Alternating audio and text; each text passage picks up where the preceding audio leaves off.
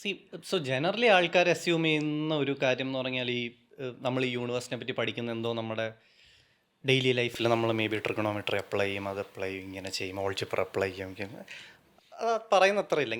What I felt is നമുക്ക് ഈ യൂണിവേഴ്സിനെ പറ്റി ഒരു ക്യൂറിയോസിറ്റി ഉണ്ടെങ്കിൽ നമ്മൾ ജനറലി ഒരു ബെറ്റർ ഹ്യൂമൻ ആവും എന്ന് എനിക്ക് തോന്നുന്നു. സോ ഫസ്റ്റ് ഓഫ് ഓൾ നമ്മൾ ഈ യൂണിവേഴ്സ് എന്ന് പറയുമ്പോൾ നമ്മൾ എന്തിനെ പറ്റിയാ ഡിസ്കസ് ചെയ്യും, നമ്മൾ ക്ലിയർ ആയിരിക്കണം. അപ്പം ഞാൻ യൂണിവേഴ്സ് എന്ന് ഉദ്ദേശിക്കുന്നതും പൂജ യൂണിവേഴ്സ് എന്ന് ഉദ്ദേശിക്കുന്നത് സെയിം സാധനമാണോ എന്ന് ഫസ്റ്റ് ഓൾ നമ്മൾ ക്ലാരിഫൈ ചെയ്യണം. അങ്ങനെയുണ്ട്. അത് അങ്ങനെയുണ്ട്. ഇപ്പം ഒരു ലാർജ് പോപ്പുലേഷൻ യൂണിവേഴ്സ് എന്ന് പറയുമ്പോൾ ഉദ്ദേശിക്കുന്ന ഔട്ടർ സ്പേസിനെയാണ്. Planets, galaxies, stars, black holes, white doors, nebula, അതിനെപ്പറ്റി സ്റ്റഡി ചെയ്യുന്നതിന് ഒരു ഗുണമുണ്ട്. ഇപ്പോൾ ഒരു സിമ്പിൾ എക്സാമ്പിൾ പറയുകയാണെങ്കിൽ നമ്മളിതിനെ ഓവർവ്യൂ എഫക്റ്റ് എന്ന് വിളിക്കും.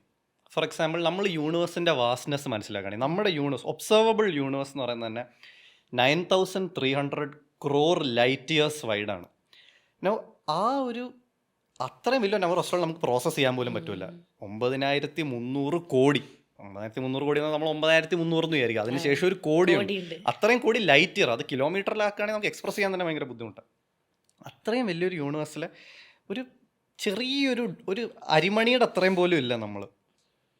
സോ ആ ഒരു പേഴ്സ്പെക്റ്റീവ് കിട്ടുമ്പോൾ, ആ ഒരു കോസ്മിക് പേഴ്സ്പെക്റ്റീവ്, അതിനെ നമ്മൾ ഓവർവ്യൂ എഫക്റ്റ് എന്ന് വിളിക്കും. അത് കിട്ടുമ്പം നമ്മൾ മനസ്സിലാക്കും നമ്മൾ ഈ ഭൂമിയിലിരുന്ന് ഈ ജാതി, മതം, പാർട്ടി, ജെൻഡർ, അത് ഇതെന്ന് പറഞ്ഞ് അനാവശ്യമായി ഈ തല്ലുണ്ടാക്കുന്നതൊക്കെ വെറുതെ ആണെന്നുള്ളൊരു ട്രൂ അണ്ടർസ്റ്റാൻഡിങ് വരും. നമ്മളിതൊക്കെ ഇത്രയും ചെറിയൊരു സാൻഗ്രെയിനിലെ കീടാണുക്കളുടെ അത്രയുള്ള നമ്മൾ കറന്ന് ഈ അടിയുണ്ടാക്കുന്നത് എന്തിനാണെന്ന് നമുക്ക് തോന്നിപ്പോവും.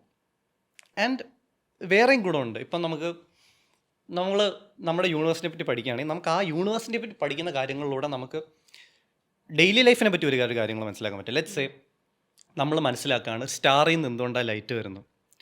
സ്റ്റാറിൽ നിന്നുണ്ടായ ലൈറ്റ് വരുന്നത് സ്റ്റാറിൻ്റെ ഉള്ളിൽ ന്യൂക്ലിയർ ഫ്യൂഷൻ നടക്കും. ന്യൂക്ലിയർ ഫ്യൂഷനിൽ നിന്ന് എനർജി സ്റ്റാറിൻ്റെ സർഫസിലോട്ട് പോകും. സ്റ്റാറിൻ്റെ സർഫസിൽ ഇലക്ട്രോൺസ് ഈ എനർജി കിട്ടുമ്പോൾ വൈബ്രേറ്റ് ചെയ്യാൻ തുടങ്ങും.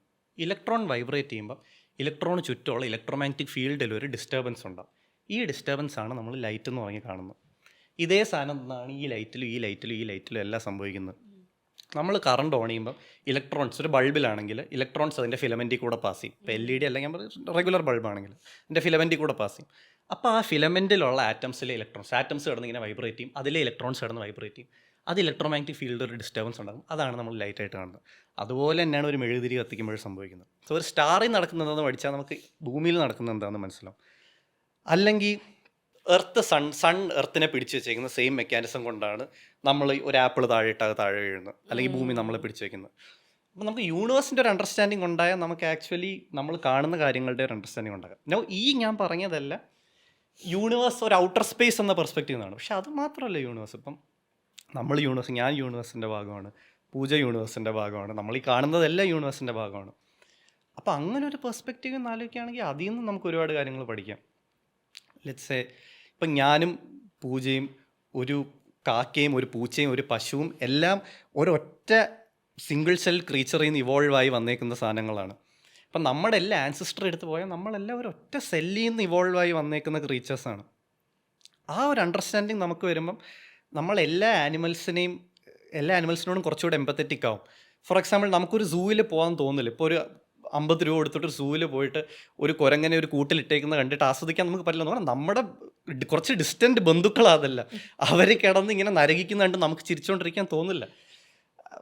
സോ ഞാൻ സംസാരിച്ച് എവിടെയോ, പക്ഷേ പോയിന്റ് ഇസ് ദാറ്റ് ഒരു ട്രൂ സെൻസ് ഓഫ് എമ്പത്തി നമുക്ക് തോന്നും എല്ലാത്തിൻ്റെ അടുത്തും. ആൻഡ് ആ എമ്പത്തി വരുന്ന ഒരു ദൈവഭയത്തിൽ നിന്നൊന്നുമല്ല. അയ്യോ എമ്പത്തറ്റിക് ആവില്ലെങ്കിൽ ദൈവം അങ്ങനെയല്ല, comes as A consequence of truly understanding the universe. അപ്പോൾ ഒരു ട്രൂലി എമ്പത്തറ്റിക്കോ, അത് എനിക്ക് തോന്നുന്നു ഇതൊക്കെ കൊണ്ടാണ് നമ്മൾ യൂണിവേഴ്സിനെ പറ്റി പഠിക്കേണ്ടത്. ഒരു ബെറ്റർ ഹ്യൂമൻ ആവാൻ പറ്റും.